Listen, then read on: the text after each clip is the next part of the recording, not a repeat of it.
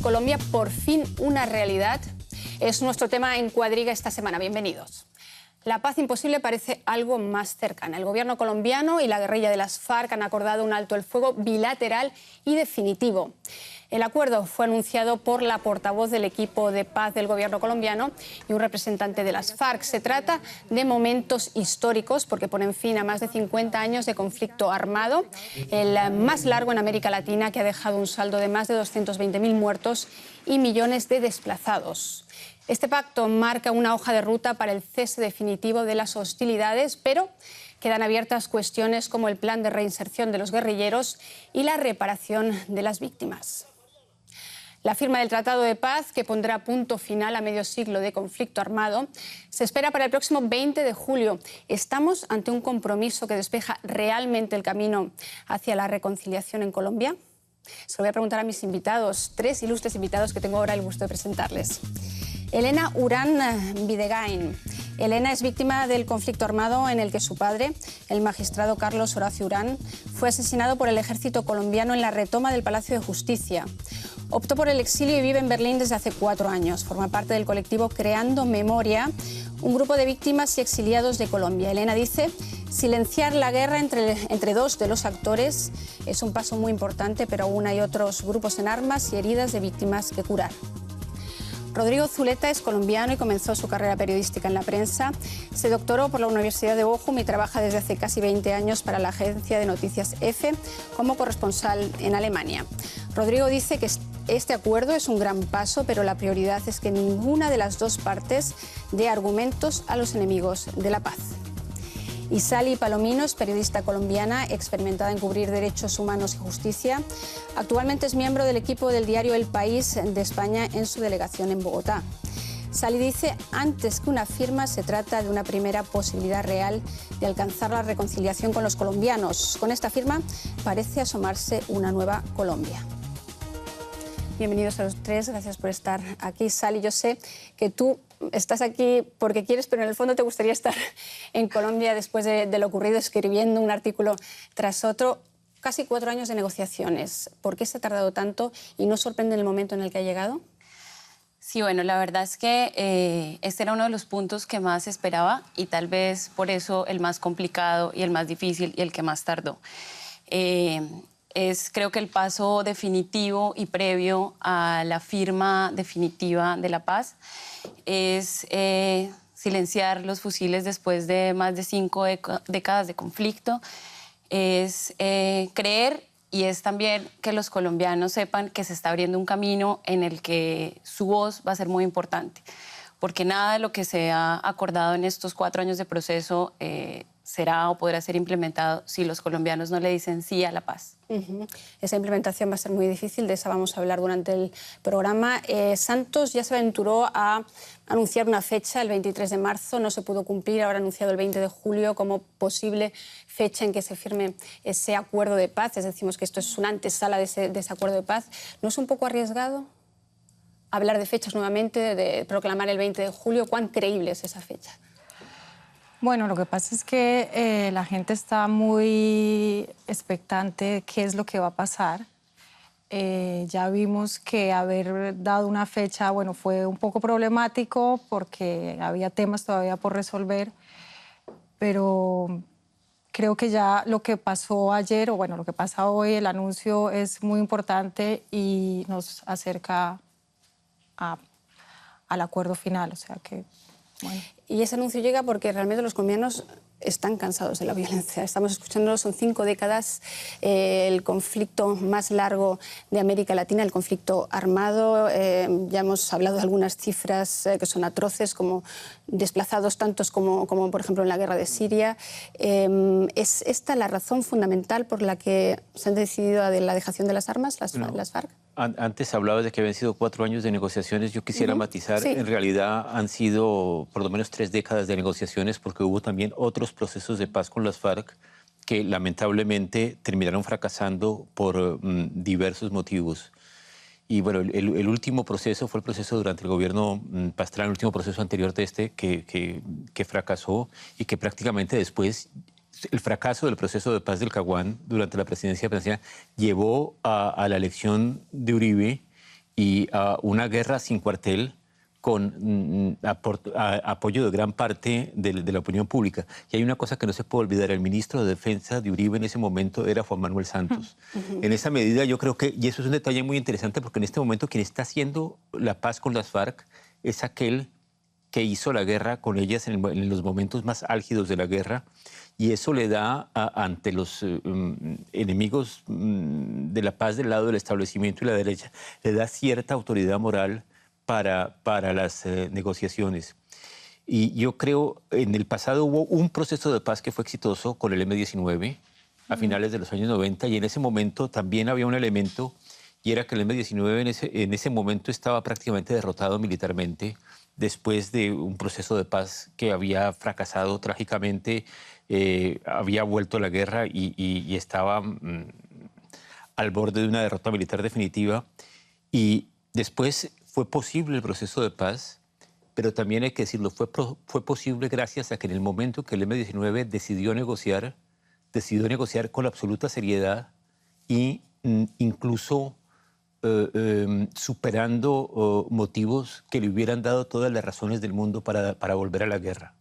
Pero el asesinato de militantes, el asesinato... Entonces hay que ver, porque yo creo que este proceso va a tener reveses, como lo tuvieron los procesos anteriores, y hasta qué medida las FARC están preparadas para decirle que sí a la paz, pese a los reveses que va a haber, y en qué medida también la sociedad colombiana está preparada para eso. Pues lanzo esa pregunta evidentemente al ruedo. ¿Está la sociedad colombiana preparada y están las FARC preparadas realmente para cumplir con todo lo que va a requerir ese proceso de paz? Creo que las FARC han mostrado su intención, no solo por lo que comentaba Rodrigo, y es que también están diezmadas, han perdido mucho poder militar, se habla de que hay 8.000 hombres en sus filas, entonces también es como un camino que tienen, y el único tal vez que tienen para poder hacer su discurso desde la política, ¿no? Porque se abre también la puerta para que hagan política.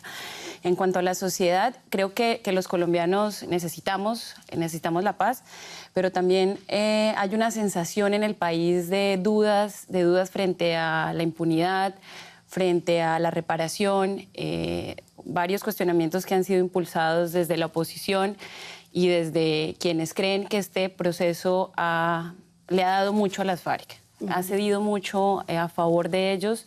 A cambio, Uribe es el principal impulsor que dice precisamente, ¿no?, que el país lo están entregando ahora mismo a las FARC, ¿no? Sí, de hecho, Uribe, el partido político del Centro Democrático, el Procurador General de la Nación, que es una voz muy importante en Colombia, han empezado a liderar una campaña hasta de recolección de firmas en contra de la paz.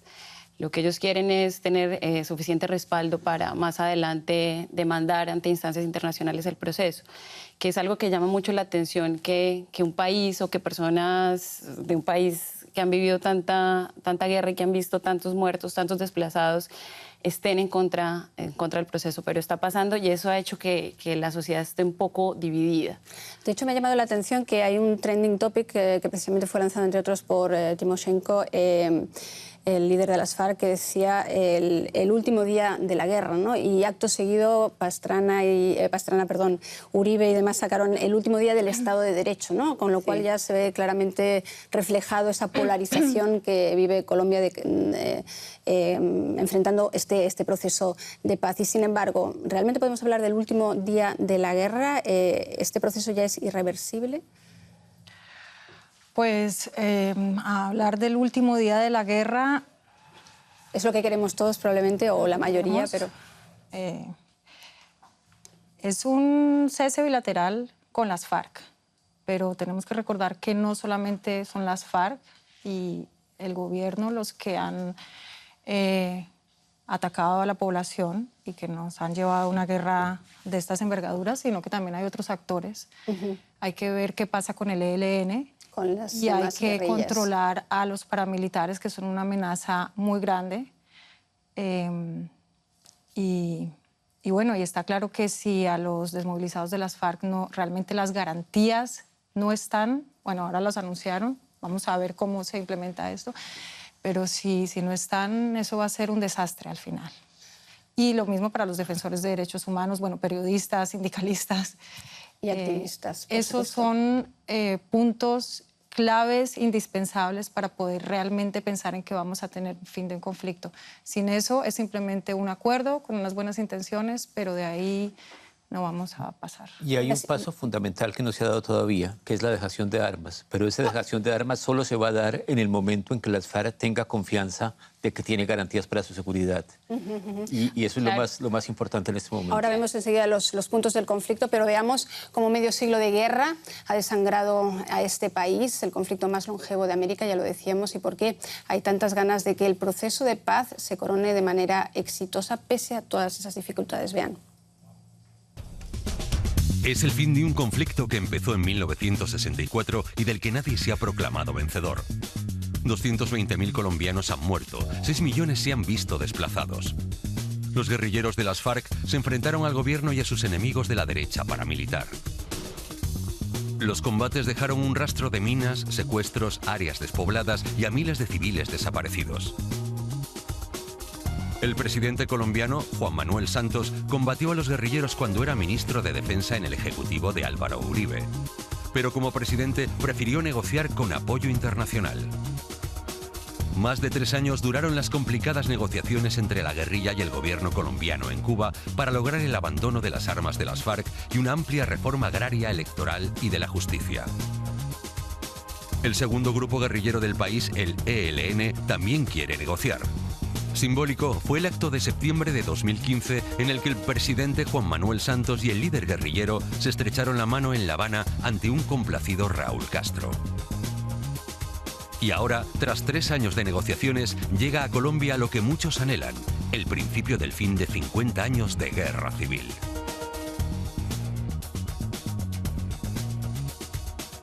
Ese principio del fin que muchos dicen que no será posible sin esa misión especial de Naciones Unidas que va a verificar este proceso de paz, esa entrega de armas que decíamos que va a ser tan complicada, esa entrega de armas por parte de la guerrilla, por parte de las FARC. ¿Es esta misión especial de Naciones Unidas quizás un poco la clave de que funcione o no funcione, que sea realmente... es una comisión tripartita, en el fondo son las FARC, el gobierno y las Naciones Unidas, pero ¿puede ser la clave Yo diría del que éxito? es un elemento clave y que es un elemento que de alguna manera diferencia estos procesos de los procesos de paz anteriores con las FARC. Yo quisiera hacer una actuación sobre la idea de 50 años de conflicto, lo cual a la vez es verdad y no es verdad, porque durante esos 50 años no ha habido un conflicto, sino ha habido varios conflictos que se han superpuestos, aunque el nombre de las FARC siempre haya estado ahí, pero no eran las FARC... Es que es la principal guerrilla de Colombia. Sí, pero las FARC de los años 50 no peleaban por lo mismo que lo que pelearon las FARC después, es decir, las FARC empezaron siendo una especie de movimiento de autodefensa campesina ante la violencia política de los años 50. Después empezó a tener influencia marxista, se convirtió en otra cosa. Luego también empezó a relacionarse con el narcotráfico. La cosa es mucho más compleja y por eso es tremendamente complejo. Y ha habido también momentos de altos y bajos. Es decir, momentos, hay una cosa que yo siempre digo, cuando yo crecí en Colombia, Colombia estaba en guerra, pero yo crecí en un país que no estaba en guerra.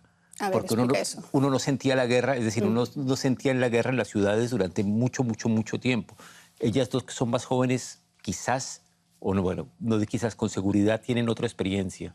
Se empezó a sentir la guerra en las ciudades tal vez por primera vez a finales de los años 70, luego ya mucho más radicalmente en los 80, más por el lado del narcotráfico inicialmente que por el lado de la guerrilla, pero luego vino la toma del Palacio de Justicia, además el crecimiento de las FARC, y que en los años 70, las FARC se sabía que existían, pero nadie las veía como una amenaza.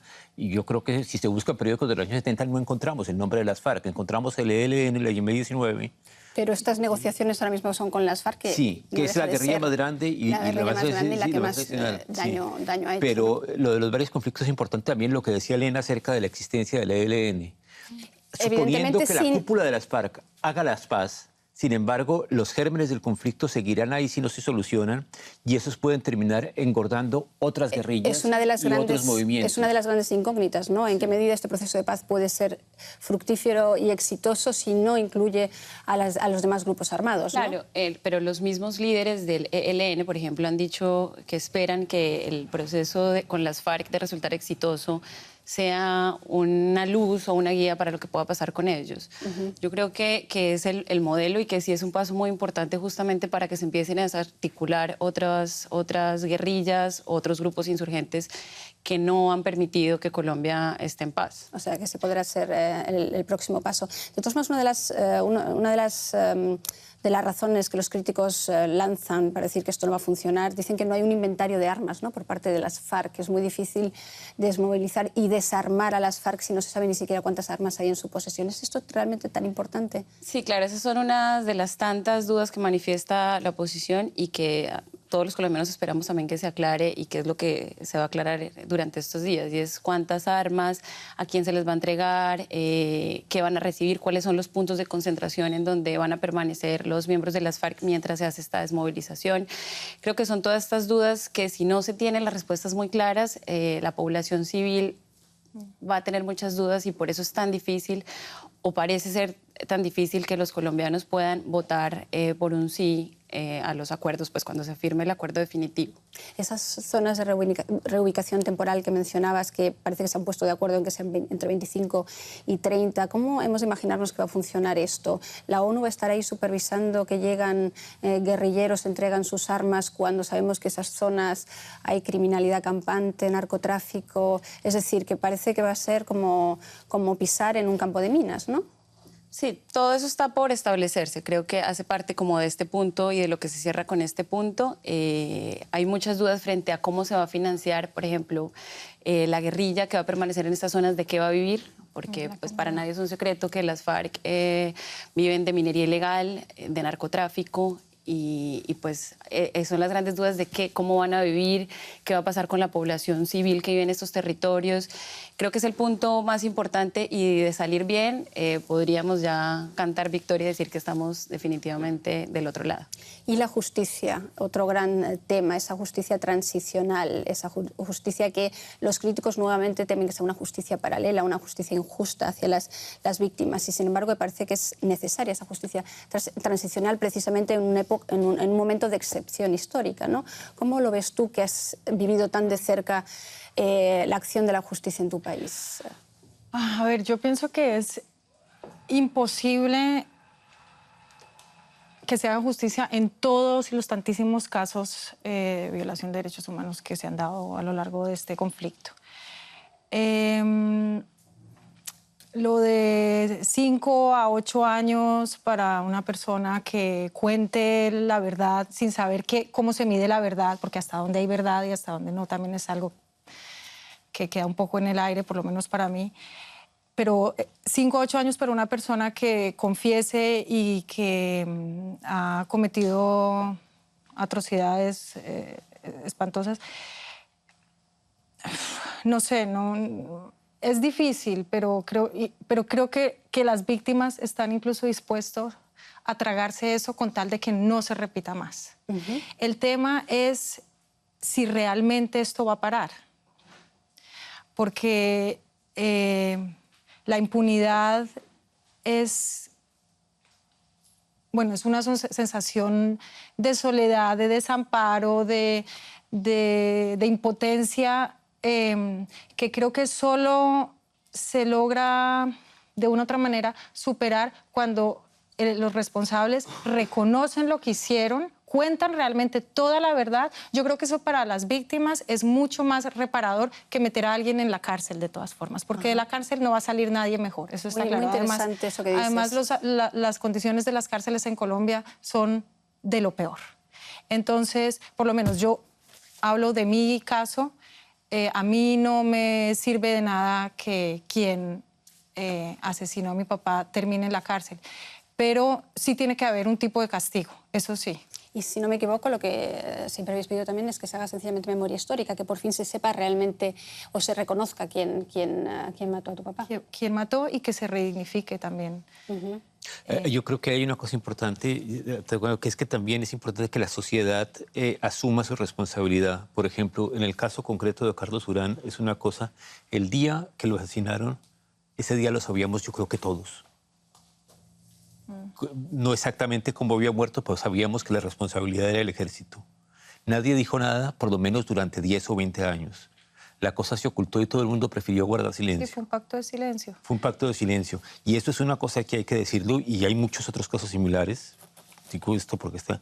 Y se guardó, nadie escribió sobre el tema. Había imágenes de televisión que lo mostraban él saliendo con vida del Palacio de Justicia. Ahora los Incluso críticos... el Departamento de Estado Sí, sacó un sí. informe diciendo que la Sí. responsabilidad la tenía el ejército, hubo un pacto de silencio, pero lo más dramático no es solamente que el gobierno y bueno, los responsables del ejército hayan guardado silencio al respecto, sino también el pacto de silencio que de una u otra manera a nosotros, los que lo vivimos, nos impusieron. Y nosotros estuvimos mucho tiempo también silenciados por temor, porque para que no nos estigmaticen, que es otro drama que ha tenido que padecer las víctimas en Colombia. Y yo espero que los diálogos de paz, cuando, bueno, el acuerdo brinde, bueno, ya de una u otra manera está pasando, pero que todavía sea mucho más, que brinde plataformas a las víctimas donde se sientan en confianza para contar. Para lo que hablar, por pasó. fin. Porque esa impunidad de la que hablabas antes es la misma que hoy en día los que están en contra del proceso de paz, tal y como se está llevando a cabo temen una impunidad por parte de todos aquellos que han cometido delitos de sangre, ¿no? Que son los que claman por Sí, penas de sí. cárcel para Y los cabecillas guerrilleros, ¿no? Ese silencio es terrible para... O sea, es decir, uno no tiene por qué sentirse mal por lo que a uno le pasó. Y eso creo que le pasa a muchas víctimas. No hablo porque no quiero que me estigmaticen, porque, bueno, no quiero que haya otras represalias contra mí, contra mi familia. Eso tiene que dejar de pasar simplemente. ¿No? ¿Te pasó a ti concretamente eso? El Sí, temor a mí que me te pasó. Yo estigmatizas. tuve muchos años en que no hablé del tema. Por un lado, porque era muy difícil de entender. Y cómo era que nos habían dado una versión oficial que él había muerto en combate. Y después resultó que no, que lo había salido vivo, acompañado de militares y había asesinado extrajudicialmente, tortura y demás. Pero sí, fueron muchos años en esa incertidumbre porque uno quiere creer algo. Pero además cuando es una mentira No se puede creer en ella. Al respecto, quería decir que este proceso de paz con las FARC tiene como tema central las víctimas. Y creo que eso también lo hace diferente y lo hace muy serio, darle la voz a las víctimas.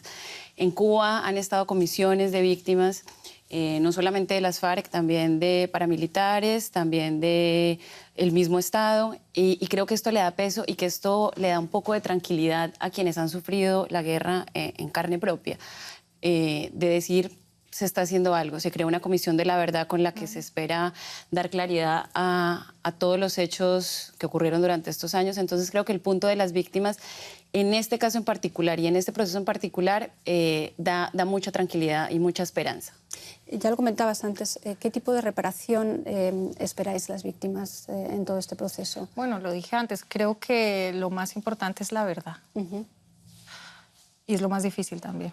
¿Y la vuelta quizás? ¿La restitución también de territorios o volver a aquellos territorios por que...? supuesto, eso tiene que ser un must. O sea, eso para los desplazados internos es que no se puede de otra manera. Ellos tienen que tener la posibilidad de volver a su territorio sin que los vuelvan y los ataquen por eso, porque es que esa es la drama. Y que se reconozca lo que les hicieron a Ahí ellos. va a haber un reto muy complicado y que incluye una cosa muy paradójica. Para que eso sea posible, se requiere mucha presencia del Estado en esas zonas. Y no me refiero solo a presencia de policía y de ejército, aunque también, porque ¿quién si no puede garantizar la seguridad? Pero resulta que mucha de esa gente, precisamente por la experiencia que ha tenido, tiene un problema de desconfianza hacia el Estado y de desconfianza hacia las fuerzas de seguridad. Entonces, ¿cómo lograr, y ese es uno de los para desarticular esa desconfianza y para que la gente vea al Estado como un garante de seguridad y no como una amenaza? Importantísimo es que esta gente cuando logra agruparse y exigir derechos o reclamar, que los utilicen como interlocutores, que sean oídos y no que sean agredidos, arrinconados y reprimidos. O sea, ese es otro punto que tiene que tener fin. Y en esas zonas donde decía Rodrigo que no se confía en el Estado, en donde realmente las FARC eran una suerte de Estado, ¿cómo pueden esas zonas volver a creer en instituciones y creer en un gobierno? Sí, es algo que han clamado desde hace mucho tiempo y que lo que tú dices le abrió la puerta a las FARC para que entraran y algunas poblaciones terminaran creyendo más en las FARC que en el mismo gobierno. El reto que tiene la presidencia, que tienen los alcaldes, los gobernadores, es eso, es empezar con hechos, a demostrar que no están solos, a demostrar que hay proyectos de educación, que hay proyectos, no sé, lo hemos empezado a ver con el tema de sustitución de cultivos. En todas estas regiones mucha gente solo vivía del cultivo de la coca porque no había más.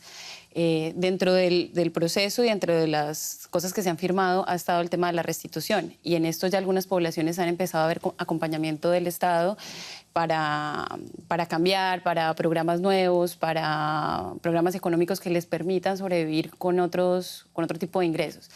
Y es algo que no tiene que ser del momento, tiene que lograr garantizarse que sea para siempre, que no sea solo una cuestión de porque es el anuncio vamos a estar en las zonas, sino que la población sienta que están siendo respaldados. Pues muy interesante, me das justamente el pie para ahora presentaros un vídeo sobre dónde están las FARC y con qué apoyo cuentan, por qué su futuro está ligado finalmente al futuro de Juan Manuel Santos, cuán dividida está la sociedad colombiana ante este proceso de paz. Ya hemos avanzado aquí un poco, ahora lo vamos a ver con más atención y si es realmente posible esa reconciliación de la que hablábamos.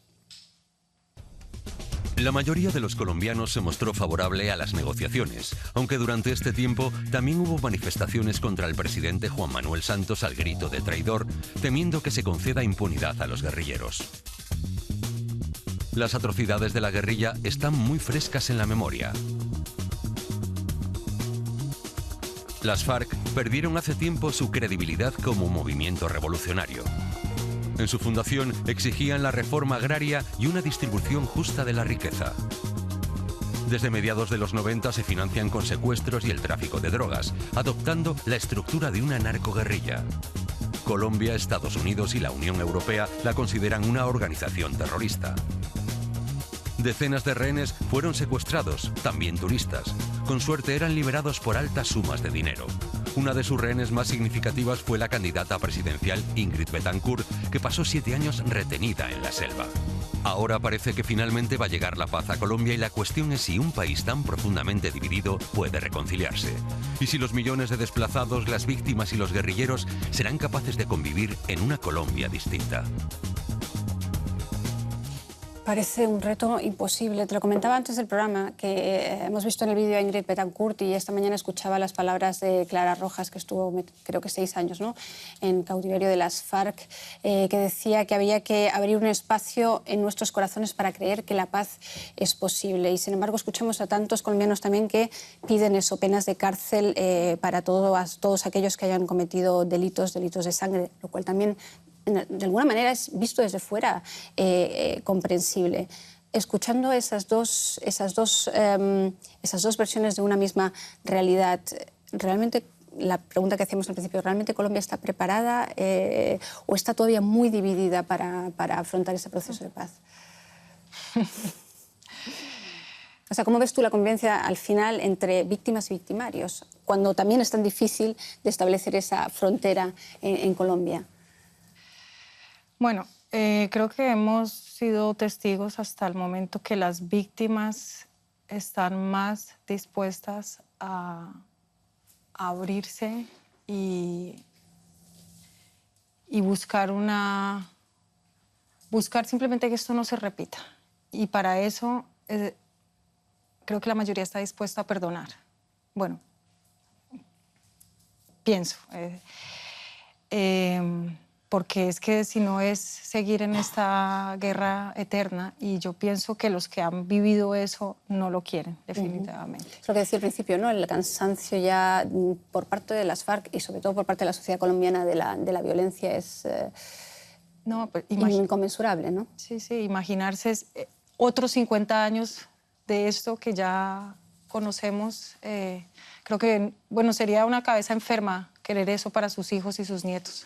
¿Y cómo estáis viendo el proceso que se está llevando a cabo en Cuba, el diálogo, los diálogos por la paz, ahora este referendo que propone el presidente, los acuerdos que se firmen finalmente en La Habana, someterlos a un plebiscito, que por otro lado parece ser que las FARC no quieren un plebiscito, sino que quieren una comisión constituyente, es decir, que ahí ya también hay diferencias que todavía tienen que salvarse, pero ¿puede ser esto también un punto clave que está legitimando todo este proceso? Claro, ese es un punto incluir a la sociedad colombiana. Es un punto muy importante y de hecho el presidente no estaba en obligación de poner en consideración el proceso a los colombianos.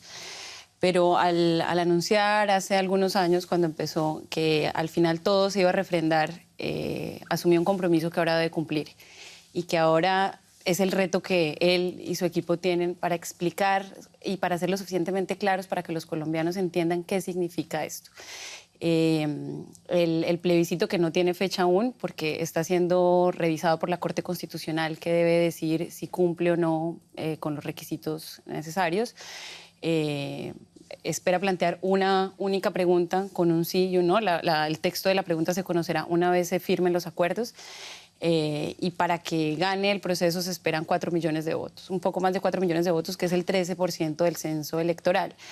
Es una cifra pequeña para algunos, para otros no tanto. La oposición dice que no se puede con 4 millones de votos decir cuál es el sentimiento de un país. Entonces el reto es explicar que la gente sepa lo que significa en términos de vida y en términos económicos y en términos de que Colombia pase la página y se empiece a preocupar por otras cosas, por la educación, por mejorar carreteras, por mejorar empresa, por ser un país próspero, destinar todos esos recursos que ha destinado a la guerra a otras cosas como la educación principalmente. Una cosa sobre el plebiscito que me parece importante, que es que el plebiscito, que puede ser una herramienta para legitimar el proceso, sin duda alguna, también implica un riesgo muy grande, claro, que es que el plebiscito implica una campaña por el sí de un lado y por el no de otro, y implica, por lo tanto, también el peligro de una polarización. Y en este momento, sí, pero se puede hacer más grave. Se puede hacer mucho más grave de cara a unas elecciones, y además, ¿qué pasa con el resultado también? Claro. ¿Qué pasa con un resultado estrecho? ¿Qué pasa si el sí gana por un 51%? El proceso, ¿qué pasa con ese otro 49% que han dicho expresamente no a la paz? No, ¿y qué pasa si lo mismo que hoy pueden preguntar a los británicos, ¿no? Sí, y hay otro tema también, es un poco, no es que quiera ponerme a hacer aquí de aguafiestas, pero también hay un proceso que, precisamente porque la gente rechaza la violencia, muchas veces invoca la violencia. Porque creen, es decir, la gente que rechaza la violencia de las FARC invoca la violencia contra las FARC y viceversa. Y ahí se entra en un círculo vicioso que es tremendamente difícil. Nadie está hablando de la guerra por vanagloriar la guerra, por hacer una exaltación de la guerra, sino para derrotar al que consideran que genera la violencia, bien sea el Estado, bien sea los paramilitares, bien sean las FARC. Y ese es el tema que yo creo que todavía hay que dar un salto psicológico muy importante, y que lo más importante, y a mí una de las cosas más importantes, hay otras también, va a ser manejar los reveses que va a haber en los próximos meses. Va a haber muchos. ¿Y cómo os parece la estrategia que está siguiendo Santos, que algunos califican de amenaza y no muy acertada, de decir precisamente, si no se aprueba este proceso de paz, las FARC van a pasar a la guerrilla urbana y además voy a tener que subir los impuestos porque voy a tener que seguir financiando esta costosísima guerra? Muchos en el frente que desaprueba precisamente el proceso de paz lo ven como una amenaza y quizás les alimente precisamente esa sensación de pues así no. Claro, tal vez el momento de decirlo suena a una amenaza, pero es una realidad lo que él dice, que los recursos se van para la guerra, que la inversión extranjera puede disminuir, que va a haber más muertes, lo que la oposición utiliza en este momento para decir que son amenazas. Creo que uno de los problemas que ha habido en el proceso es la falta de una comunicación clara, de dar la información clara frente al tema de impunidad, frente al tema de contar bien al ciudadano de a pie de qué se trata de la justicia transicional, el tema de explicar que no es que nadie, pues que vayan a salir de la guerrilla a pasar al Congreso.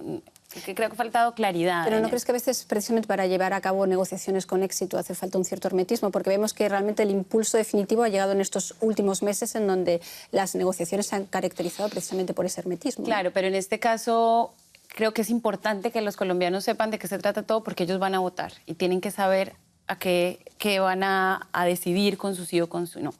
Entonces ahí creo que sí era importante tal vez haber contado un poco más, haber sido más claros en cuanto al tema de víctimas, al tema de reparación, porque es la desinformación lo que ha hecho justamente que se cree esta polarización. Pero ¿no crees que además muchos de esos temas de reparación y demás son los temas que se van a sellar ahora en La Habana, en donde van a permanecer hasta el 5 de julio para realmente elaborar un texto con todos esos flecos que quedan por dirimir, ¿no? Claro, digamos que el tiempo corre y hay una presión, por decirlo de alguna forma, de finiquitar todos esos pequeños detalles y todas esas dudas que precisamente hace que la gente esté pensando en decir voto no a la paz. Que es un poco, el presidente lo ha dicho, que si gana el no, se acaba todo y hemos perdido tiempo, plata, esperanzas y volvemos a lo mismo. Son 4 años negociando, el tiempo corre en contra de Santos, que vemos que la popularidad cae en picado, sí. También en contra de las FARC, que si no, de Timochenko y de todo el equipo negociador, porque si no llegan a un acuerdo, entonces apague vámonos, no hay forma de pasar página y todo esto no ha servido para nada. Claro, es lo mismo que si no se cumple con lo que se está anunciando del cese, que la gente no va a creer. Creo que esta es la oportunidad o para darle un empujón muy grande frente al tema de los colombianos o definitivamente demostrar que no hay seriedad.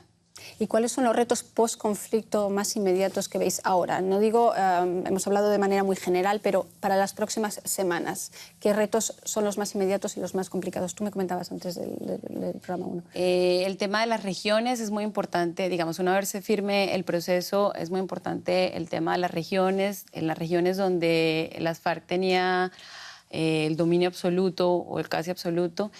Y es muy importante la seguridad de las personas que dejen la guerrilla, que esa es una de las grandes preocupaciones, que no haya un exterminio como lo ha habido en el pasado en Colombia. La UP, la Unión Patriótica, fueron asesinados casi todos sus miembros. Creo que esas son unas de las cuestiones más importantes. El tema económico también no se tiene mucha claridad de los recursos y de cómo se va a costear el posconflicto, que para esto el presidente Santos ha tenido la fortuna de tener apoyo internacional muy importante y que creo que eso juega a favor del proceso. Pero yo creo que el tema del dinero, yo creo que va a surgir, pero lo de las regiones quisiera decir algo que es muy importante, que estamos hablando del conflicto como una cosa global, pero hay que tener en cuenta que en muchos casos hay conflictos puntuales en diversas regiones y que de alguna manera las FARC tiene presencia en ellos, pero en cada región el conflicto es distinto. Entonces hay que resolver esos pequeños conflictos de intereses que hay en las regiones para que el proceso de paz tenga continuidad.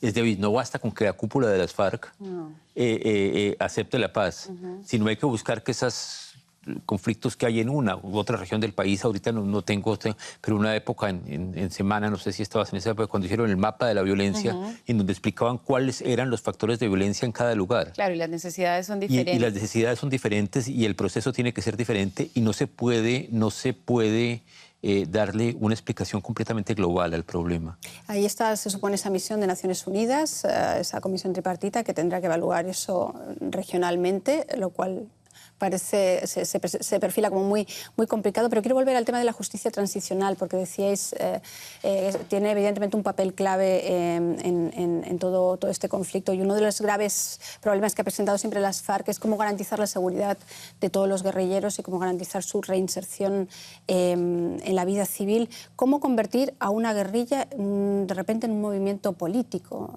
Realmente suena muy bonito en los libros de cuentos, pero... Bueno, tenemos experiencias en otros países de América Latina. Guatemala. El caso de Uruguay, absolutamente exitoso desde mi punto de vista. Claro, una sociedad preparada también para eso. Pero es posible, claro que sí es posible. Tiene que haber disposición de la sociedad civil. Ahí está, sí. Y tenemos también en Colombia el ejemplo del M-19, claro. que inicialmente sí, que se convirtió en un movimiento político. Tuvo un espacio político enorme, yo creo que mayor del que ellos pensaron inicialmente. después, hay que decir, no supieron muy bien qué hacer con él en ese momento, pero todavía, es decir, ya no existe el M-19 como partido, sino sus antiguos miembros forman parte del polo democrático, pero hay muchos que siguen teniendo una gran importancia. Pienso en Navarro Wolf, pienso en el mismo Petro, pese a su alcalde, que han tenido buenos y malos momentos. El caso de Petro fue un gran parlamentario y después un alcalde de Bogotá desastroso. Navarro Wolf ha sido una de las figuras políticas más importantes, yo creo que desde los 90 para acá, también por su aporte a la reconciliación, hay que decirlo, que es un caso ejemplar. Estuvo a punto de morir en un atentado y ha sido de los que más ha apostado después por la paz. Y entonces eso es posible, pero implica, por un lado, tolerancia de parte de la sociedad y también la disposición de los miembros de las FARC a apostar por la paz con todos sus costos. Tú has escrito al respecto también sobre el narcotráfico, la guerra contra el narcotráfico en los 80, en los 90, conoces mejor a las FARC. ¿Ves también esa disposición por parte de las FARC? Sí, de hecho... Quiero decir que muchas generaciones de las FARC han vivido precisamente estructuras que no tienen nada que ver con instituciones normales, no han vivido una sociedad normal y de repente tienen que cambiar completamente su esquema de vida. Claro, y lo que decía Rodrigo hace un momento, hay personas que nacieron en la guerrilla, han vivido toda la vida ahí y han visto la transformación de la guerrilla también. Un poco alejarse de esos planteamientos políticos del principio, a incursionar en el tema narcotráfico, de minería ilegal, de asuntos que ha cambiado un poco la visión de lo que era la guerrilla. Creo que hay disposición de empezar una nueva vida y creo que de hecho ya se ha conocido, se ha filtrado información de cómo dentro de los mismos campamentos guerrilleros se están haciendo cátedras de política, se está empezando a hablar en otro tono, se está empezando a dejar un poco de lado el camuflado y las armas. Pues muchísimas gracias, Sally, muchísimas gracias a los tres porque nos habéis abierto un panorama, yo creo, de lo que va a ocurrir, los problemas que va a haber. Muchísimas gracias a ustedes, escríbanos a cuadriga@dw.com o mi cuenta de Twitter, Úrsula Moreno DW. Muchas gracias por estar ahí y hasta pronto.